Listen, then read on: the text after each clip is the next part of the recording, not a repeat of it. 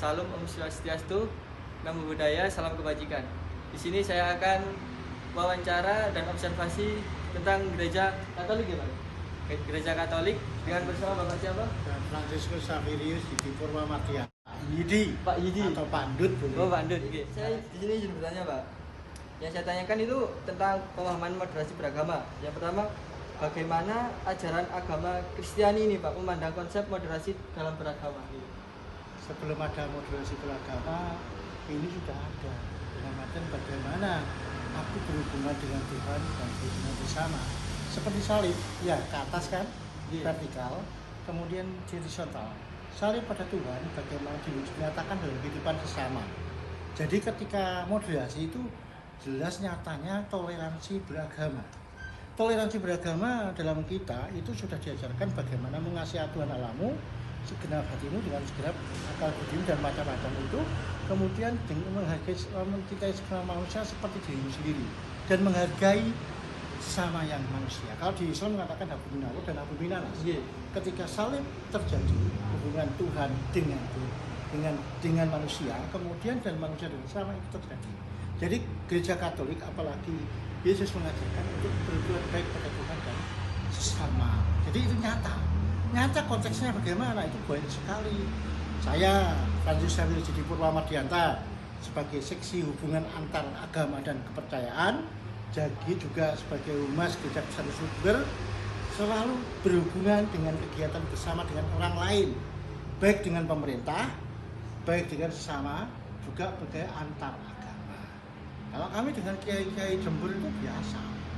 Jadi kami kegiatan bersama dengan kiai yang ada di sini, ketua FKUB itu Kiai Muiz, dia juga dosen di UI Lintas, kemudian ada Kiai Mukid yang dulu wakil bupati, kemudian Kiai Hotri, Kiai Gulam, kemudian banyak sekali kiai-kiai masih Kiai Imam dan banyak sekali kiai di Jember menjadi relasi hubungan kami. Tapi hubungannya kami tidak Kiai Jember saja, termasuk yang ada di luar kota Jember, termasuk di Jakarta. Kami menyalin hubungan tidak hanya satu dengan kita Katolik, tapi juga dengan lintas agama Kristen seperti Pak Tri Suwito, kemudian dengan pendeta-pendeta yang ada pendeta Sony, kemudian pendeta Rena dan pendeta yang lain, itu kami pun Katolik Kristen. Kemudian juga ada dari Hindu, kami ke Hindu ke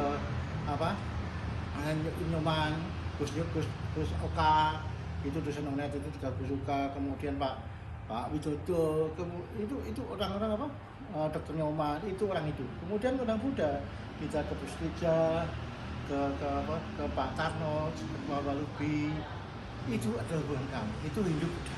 Kemudian kami juga akan berhubungan dengan kepercayaan. Kalau Islam jelas ya, Islam jelas, Hindu jelas, Buddha jelas, percayaan juga jelas. Kalau Katolik sudah jangan diomong. Kami tidak hanya hubungan dengan agama yang ada, tapi kami juga lintas sektoral seperti OPD yang ada, kepala-kepala yang ada termasuk Bupati Jember dan stakeholder yang lain. Itu hubungan yang diada kepada kami dan nyata. Kami laksanakan seperti foto-foto yang di depan itu nyata. Ketika kita itu, kalau Idul Fitri kita mau tahu ya bagaimana nyata moderasi beragama, kita di depan sana itu, depan saya membagikan koran, silaturahmi, selain silaturahmi sekitar 3 ini. Kita juga membagi sembako. Kalau misalnya kan zakat kan kita ada aturannya. Nah, di Islam kan ada aturannya, tapi kita nggak berikan bahasanya zakat kan. Kita berikan sembako yang bisa dipakai untuk hari Idul Fitri pada warga sekitar RT ini, RT 11, RW 11. Satu, kedua, ketiga ya sekitar gereja Kristus Santo tempat di Jalan Kartini. Saya di sini kan agak ini dari pertanyaan saya sendiri, agak penasaran gitu. Maksudnya kan Katolik sama Kristen itu kan hampir sama loh Pak, tapi kan pasti kan ada perbedaannya kan? Ada. Perbedaannya itu apa gitu Pak? Ya, biar secara lebih jelas gitu. Gampang ya. Kalau di Katolik itu ada salib kan, ya. Salib itu ada korpusnya. Oh, ada Tuhan Yesusnya itu. Ya. Nah itu yang saya tahu Pak. Ya itu sederhana aja. Kemudian ada itu. Kalau di Kristen tidak ada. Kemudian ada rosario. Kayak tasbih itu. Oh, tasbih itu Salam Maria itu kita Bunda Maria juga. Itu di Katolik ya. Kemudian kita ada magisterium atau masa mengajar gereja.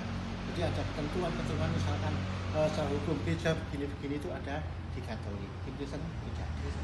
Kemudian juga kalau mungkin ada yang versi yang lain tapi bukan seperti kami. Kemudian tradisi ya. Tradisi kalau misalkan di Islam kalau ada tahlil kan, ada 3 hari, 7 hari, 1 hari, bedak 1, bedak 2, bedak ini di Katolik juga ada. Bukan karena itu, tapi kita menghargai di situ ada jelas itu. Kitab suci yang ada, kitab suci kita sama, tetapi ada satu perbedaannya, tambahannya pada Deuterokanonika. Ada tambahan kitab yang tidak ada di Kristen Deuterokanonika. Deuterokanonika. Ada kitab di situ. Salah satu dua Makabi dikatakan apa? Ada bahwa mengatakan di sana untuk bisa doa untuk arwah orang. Kalau Romo itu Katolik, kalau Kristen itu pendeta. Kayak apa? Nah ini Romo. Ini Romo. Lanjut. Ini Romo. Ini Romo Adrian Patut. Johannes Adrian. Ini Romo. Ya.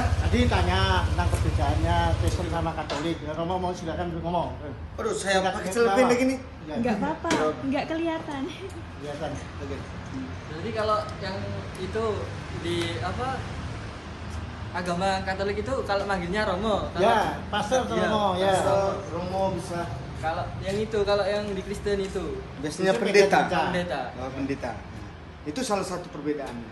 Ya. Yang lain itu kalau gereja Katolik itu mengenal hierarki. Hierarki itu tingkatan jabatan. Jadi paus. Tingkatan yang paling tinggi itu namanya paus. Kalau masih ingat kira-kira bulan November atau Oktober kemarin tahun lalu, itu ada kunjungan Paus Fransiskus, pimpinan gereja Katolik di seluruh dunia datang berkunjung ke Indonesia. Nah, bedanya apa kalau di Kristen yang Protestan, mereka itu tidak punya pimpinan tinggi, tidak punya hierarki. Jadi misalnya gereja di sini ada gereja GPIB, ya gereja itu pimpinan mereka di situ. Jadi tidak ada pimpinan yang level sampai ke dunia. Kalau kami ada pimpinan yang level, yaitu di Vatikan.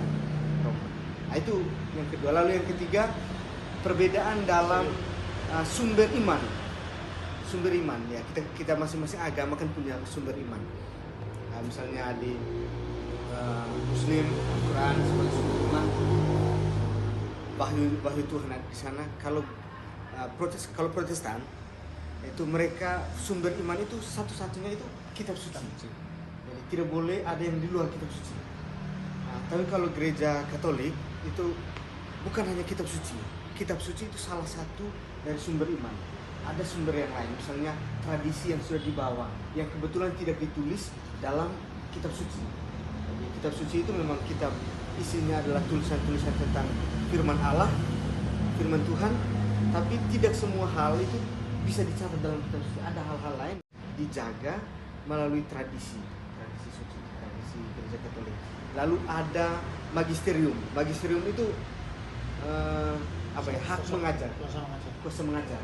Jadi ada sekelompok orang di dalam gereja Katolik yang mempunyai hak untuk mengajar. Jadi kami tidak boleh menafsirkan kitab suci sesuai dengan pikiran kami sendiri. Karena kalau kami diberi wewenang untuk menafsirkan kitab suci, maka ada kemungkinan tafsiran saya berbeda dengan tafsiran yang lain, dan itu menjadi sumber perpecahan. Nah, makanya hanya ada satu magisterium sehingga kami berpedoman pada pengajaran pada satu itu. Sehingga kalau beda dengan Protestan, mereka masing-masing itu mempunyai wewenang masing-masing gitu. Nanti repotnya adalah ketika mempunyai pandangan berbeda dengan yang lain, maka ada kecenderungan untuk pisah gereja. Berbeda ya.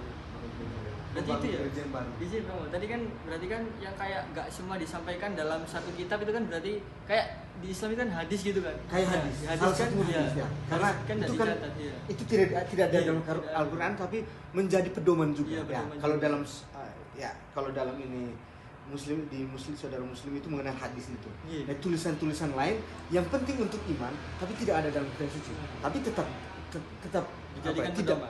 tetap tidak bertentangan dengan kitab suci. Nah, itu cuma pasal. Iya, Ya. tidak bertentangan dengan Tidak ajaran gitu. dengan ajaran Iya, gitu. ajaran gitu. Jadi kalau kitab sucinya kembali tadi saya katakan Deuterokanonika ya. Iya. Kalau di Kristen tidak Oh ya, ada Deuterokanonika. betul. Ada ada kanon pertama dan kanon kedua. Ya. Kanon itu pengesahan kitab suci oleh apa? Jadi dulu itu ada banyak sekali catatan-catatan, banyak sekali tulisan-tulisan yang kemudian dikumpulkan menjadi kitab suci sekarang. Beda dengan yang saudara-saudara Muslim, itu keyakinan saudara-saudara Muslim adalah Al-Quran itu diturunkan. Ya. Kalau gereja Katolik, kami itu bukan diturunkan, tapi itu merupakan tulisan-tulisan dari orang-orang yang saat itu mengenal Yesus. Tulisan-tulisan itu dikumpulkan menjadi satu, dibukukan, dan pengesahan itu disebut dikanonisasi. Ada kanonisasi pertama, ada kanonisasi yang kedua. Nah, kalau gereja Protestan itu tidak menerima atau menolak kanonisasi yang kedua. Kanonisasi khusus. Boleh lanjut pertanyaan? Oh, boleh. Bagaimana saudara Katolik ini berusaha mengatasi tantangan seperti menjaga moderasi beragama? Oke. Pertama, saya yakin bahwa semua agama itu berbeda, tapi bedanya itu ada di permukaan. Artinya yang berbeda di antara kita itu adalah cara kita beribadah. Mungkin juga ada di satu sisi ada cara berpakaian yang khas dengan agama-agama tertentu, atau tempat ibadah yang berbeda. Itu perbedaan-perbedaan yang tampak di permukaan. Tapi kalau kita menyelami lebih dalam, sebetulnya nilai-nilai kehidupan yang kita hayati di masing-masing agama itu tidak berbeda. Kita omong cinta kasih, kita omong tentang kedamaian, itu semua dihayati dalam agama. Sehingga dalam tataran tertentu kita tidak bisa bertemu dengan kalau seandainya kita masih berpegang pada ajaran masing-masing, ajaran masing-masing, dalam arti kita harus akui bahwa ajaran kita berbeda, tapi nilai-nilainya sama. Nah, nilai-nilai ini yang perlu untuk kita yang diwujudkan. Jadi kita ketika kita bertemu, kita tidak membawa ajaran teologi kita masing-masing, tapi kita membawa nilai-nilai kita. Nah, saya ketika pernah kunjungan ke Kiai Hodri. Kiai Hodri itu mempunyai pandangan yang bagus sekali. Ajaran agama itu mungkin berbeda, tetapi ketika kita masing-masing agama, orang-orang beriman, kita ini mendalami agama kita masing-masing, maka kita akan menjumpai di sana yang namanya spiritualitas. Dan pada ranah spiritualitasnya adalah semua agama-agama bertemu. Jadi pada tataran teologi kita tidak bisa bertemu, tapi spirit yang kita bawa dari semua agama-agama itu kita akan bertemu dari satu sama lain. Sehingga bagi kami bahwa ada yang berbeda di antara kita, itu harus kita akui. Tapi bahwa yang paling penting kita semua ini adalah saudara dalam kemanusiaan. Bahwa berbeda agama, ajaran teologi berbeda, tapi kita tetap saudara dalam kemanusiaan. Berarti itu ya, Romo, semua agama itu emang sama, cuman ajarannya aja, ajaran yang mengajarkan teologi yang beda. Karena wahyunya berbeda. Kalau misalnya wahyu kemudian diturunkan kepada Nabi Muhammad, kalau kami dalam diri Yesus Kristus. Itu kalau kita masuk ke situ, kita akan berbeda. Satu sama lain. Itu pasti. Tetapi kalau kita berbicara tentang apa nilai-nilai yang mereka bawa, spiritualitas apa nilai-nilai? Apa nilai-nilai yang mereka bawa ini? Sebetulnya sama semua. Kalau kita mau jujur, maka di situ ketika kita masuk ke dalam ajaran agama yang lebih mendalam, kita akan bertemu dengan agama. Dan kita tidak menemukan perbedaan dalam hal nilai-nilai. Berarti semua agama itu mungkin sama, tujuannya mengajarkan suatu kebaikan semua. Itu kami mempunyai keyakinan itu. Kami sebagai gereja Katolik itu mempunyai keyakinan itu, sehingga ada satu pandangan bahwa semua orang yang berusaha untuk mencintai kebenaran, mencari kebenaran dengan jalannya masing-masing, mereka itu akan selamat pada akhirnya. Jadi ketika kita berbicara tentang itu, agama itu sebetulnya sebagai sarana untuk membantu kita sampai ke sana. Tapi ada orang yang misalnya yang berbeda dengan saya, tetapi saya mengakui bahwa ketika dia mencari kebenaran, mencari nilai kebaikan dalam kehidupan. Moderasi beragama yang dicanangkan oleh Menteri Agama dan Presiden Indonesia untuk negara Indonesia itu sangat baik sekali. Apalagi di Indonesia itu berbeda-beda, berbagai macam budaya juga termasuk agama. Untuk anak muda diharapkan juga memahami ini, bahwa orang lain bukan orang lain, tapi orang lain adalah menjadi saudara saya. Ya, itu ya. Jadi mohon maaf, diingatkan bahwa untuk anak-anak muda harapannya juga bisa menjadi saudara dengan yang lain meskipun agama mereka berbeda. Tidak usah ngomong-ngomong masalah agama kalau menjadi masalah, tetapi lebih menjadi saudara dalam sebuah keberagaman di negara Indonesia. Oke, baik. Kalau dari saya, kita perlu masuk ke dalam relasi yang lebih luas. Mungkin selama ini kita punya circle-circle tertentu. Ada circle-circle, ada lingkaran-lingkaran tertentu. Kita akan cenderung masuk ke dalam apa yang nyaman, tempat yang nyaman. Barangkali kita perlu memperluas circle kita. Jadi relasi kita tidak hanya dengan orang yang sama, tapi circle kita semakin luas. Dan ketika circle kita, relasi kita itu diperluas, maka kita akan banyak belajar. Dan belajar yang paling bagus itu bukan belajar sesuatu yang sudah kita paham, belajar dengan orang-orang yang seiman dengan kita, belajar dengan orang-orang yang sependapat dengan kita, tapi coba belajar dengan orang yang punya pendapat yang berbeda. Itu akan sangat memperkaya kita. Dan ketika kita sudah berani masuk ke sana, saya kira bahwa berani untuk masuk ke dalam relasi yang lebih luas, saya kira bahwa ada banyak hal, isu-isu yang negatif itu bisa ditangkap.